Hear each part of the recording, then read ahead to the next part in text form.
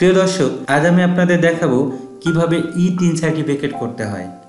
তো ই-3 সার্টিফিকেট করার আগে একটি বিষয় নিশ্চিত হতে হবে যে আপনার এটি প্রয়োজন আছে কিনা। আপনি যদি শখের বশে ই-3 সার্টিফিকেট করেন তাহলে কিন্তু আপনাকে আয়কর রিটার্ন দিতে হবে। আপনি যদি আয়কর রিটার্ন না জমা দেন তাহলে কিন্তু আপনার নামে জেল জরিমানা হতে পারে। তো সুতরাং সাবধান। তো এর জন্য আপনাকে যে কোনো একটি ব্রাউজার ওপেন করে নিতে হবে। আমি ক্রোম ব্রাউজার ওপেন করে নিচ্ছি। সার্চ বারে গিয়ে আমরা সার্চ করব ই-3 সার্টিফিকেট লিখে, তারপরে এন্টার বাটনে প্রেস করব। এখন দেখেন প্রথম যে ওয়েবসাইটটি চলে এসেছে, এটার উপরে ক্লিক করব। দেখেন এখানে রেজিস্টার নামে একটা অপশন আছে, রেজিস্টারে ক্লিক করব। এরপর এখানে আমাকে রেজিস্টার করে নিতে হবে। এখানে ইউজার আইডি দিতে হবে, এটা মিনিমাম 8 ক্যারেক্টারের হবে। আমি এখানে ইউজার আইডি দিয়ে দিচ্ছি। এখানে পাসওয়ার্ড দিতে বলা হচ্ছে, আমি পাসওয়ার্ড টাইপ করে দিচ্ছি, আবার এটা টাইপ করতে হবে। এবার এখানে সিকিউরিটি কোশ্চেন আছে, সিকিউরিটি কোশ্চেন দিবেন এবং সিকিউরিটি কোশ্চেনের আনসার দিবেন। দেওয়ার পর কান্ট্রি এখানে সিলেক্ট করাই আছে। এখানে একটি মোবাইল নাম্বার দিতে হবে, এখানে আপনি একটি সচল মোবাইল নাম্বার দিবেন। তারপর এখানে একটি ইমেল অ্যাড্রেস রয়েছে, এখানে একটি ইমেল অ্যাড্রেস টাইপ করে দিবেন।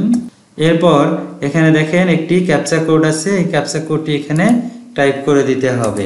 এই ক্যাপচা কোডটি সবসময় একরকম হবে না, আপনার ক্ষেত্রে আলাদা হতে পারে। আপনারটা যা থাকবে আপনি তাই করে দিবেন। এরপর রেজিস্টার নামে যে অপশনটি দেখা যাচ্ছে এটার উপরে ক্লিক করবেন। দেখেন আমি যে মোবাইল নাম্বারটি দিয়েছিলাম সেই মোবাইলে একটি কোড চলে এসেছে, এই কোডটি এখানে বসাবো। এরপরে যে অ্যাক্টিভেট এই অপশনে ক্লিক করব। এখন রেজিস্ট্রেশনটা আমার কমপ্লিট হয়ে গেল। এখন আমি লগ ইন করবো। এখানে ইউজার আইডি এবং পাসওয়ার্ড দিয়ে এখানে আমি লগ ইন করবো। এবার লগ ইনে ক্লিক করব। এখন এখানে আমাকে ওয়েলকাম জানানো হয়েছে। ফর টিন রেজিস্ট্রেশন অর রি রেজিস্ট্রেশন ক্লিক হিয়ার। এবার আমি এই হিয়ারের উপরে ক্লিক করব। এখন দেখেন ট্যাক্স পেয়ার্স স্ট্যাটাস, করদাতার ধরন। আমি এখানে ইন্ডিভিজুয়াল বাংলাদেশি আছে, আমি ইন্ডিভিজুয়াল করব, তাই এটাই থাকবে। যারা ব্যবসার জন্য তাদের জন্য কোম্পানি আলাদা আলাদা অপশন আছে, তো আমার যেহেতু ওরকম কিছু না, আমি ইন্ডিভিজুয়ালি রাখবো। আবার individual Bangladeshi having N ID, এগুলো সবই ঠিক থাকবে। এবার দেখেন রেজিস্ট্রেশন টাইপ নিউ রেজিস্ট্রেশন, এটা ঠিক থাকবে।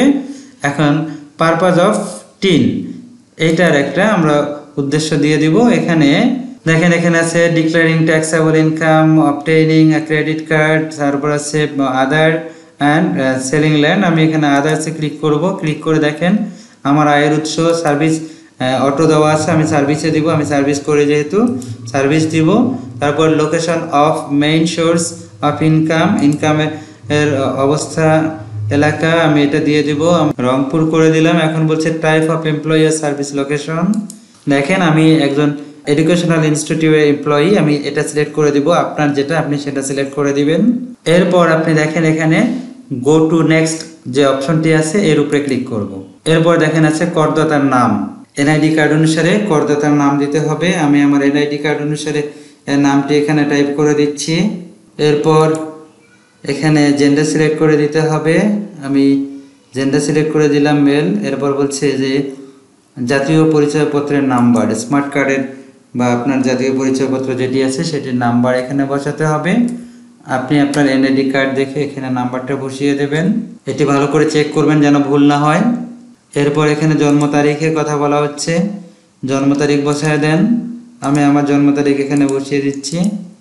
এরপর পিতার নাম, আপনার এনআইডি কার্ড অনুসারে আপনি আপনার পিতার নাম বসায় দিবেন। এরপর মাতার নাম, মাতার নামটাও এনআইডি অনুসারে বসিয়ে দেবেন। এরপর বলছে স্ত্রী বা স্বামীর নাম, তবে এটি অপশনাল। আপনার যদি স্বামী না থাকে আপনি দিবেন না, বা আপনার স্ত্রী না থাকলে আপনি দিবেন না।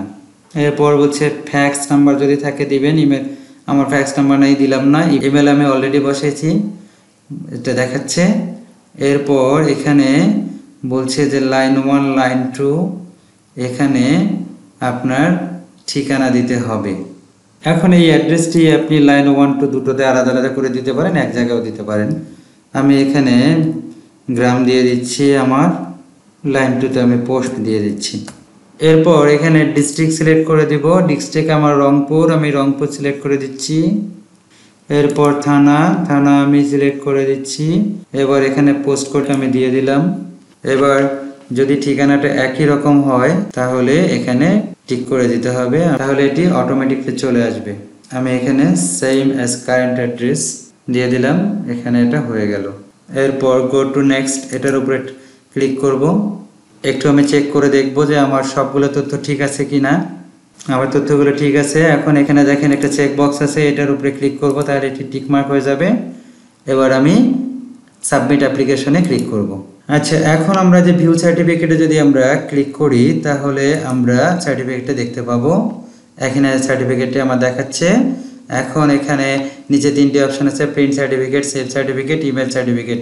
আমি সেভ সার্টিফিকেটে ক্লিক করে সার্টিফিকেটটা সেভ করে নেব। এখানে আমার সার্টিফিকেটের পিডিএফ কপিটি চলে এসেছে। এখন আমরা এটার প্রিন্ট যে কোনো কম্পিউটারের দোকান থেকে এটাকে কালার প্রিন্ট করে এটাকে আমরা ইউজ করতে পারবো।